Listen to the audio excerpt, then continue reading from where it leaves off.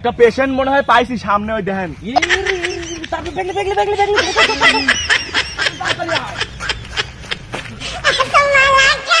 একটা কাম করেছেন আপনি, এই বর্গিটার সারেন রে ভাই।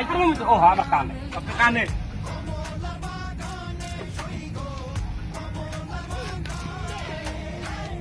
এর শব্দই তো শুনিনি। কম্পাউন্ডার, হ্যাঁ তুমি ওই জ্বরের ওষুধ দাই আরো